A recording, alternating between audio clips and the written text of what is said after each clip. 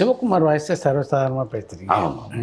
Sivakumar sir வந்து எப்படின்னா ஒரு பயங்கர ஃப்ரெண்டு போல. எனக்கு எப்படின்னா பயங்கர அடிக்கடி ஃபோன் பேசுவார், மெசேஜ் அனுப்புவார். என்ன காமன் இன்ட்ரெஸ்ட் உங்கள் 2 பேருக்கும்? காமன் இன்ட்ரெஸ்ட் என்னன்னா, அவர் வந்து புக்ஸு நிறைய கொடுத்துட்டே இருப்பார். இது படிச்சியா என்கிட்டனா அவர் பயங்கர என்கிட்ட சொல்லிகிட்டே இருப்பார், கவனமாக நடந்துக்க.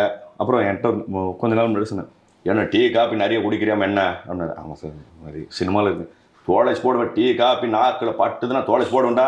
சார் சாரி சார் அப்படி ஆடி பின்னு எதுக்குடா உனக்கு டீ காப்பி அதுக்கு உனக்கு? Sir sorry sir. அப்புறம் திருக்குறள் புக் படிச்சியா? இல்லை சார், நான் கிட்டத்தட்ட முடிக்க போகிறேன் சார், ஷூட்டிங் இருந்து கொடுத்து உனக்கு எத்தனை மாதம் ஆச்சு அப்படின்னு என்கிட்ட கேட்டார்.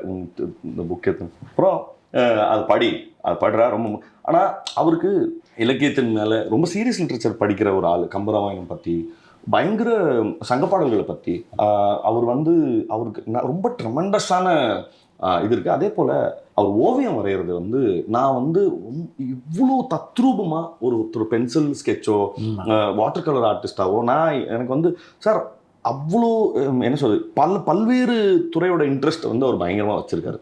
இப்போ கேட்டிங்கனாலுமே பெரிய பெரிய நிறைய படங்களோட டயலாக்ஸ், சிவாஜி சார் பேசுகிற டயலாக் ஃபுல்லாக சொல்கிறேன். இன்க்ரெடிபிள் மெமரி வந்து அதான் சொல்கிறேன். நான் வந்து அவர் உடம்பை பார்த்துக்கிறதுல ஒரு டிசிப்ளினரி ஆன ஒரு அவருடைய டிசிப்ளின் மேலே அது வந்து எனக்கு அவர்கிட்ட இருந்து என்றைக்குமே நான் எடுத்துக்கணும்னு நினைக்கிற விஷயங்கள்.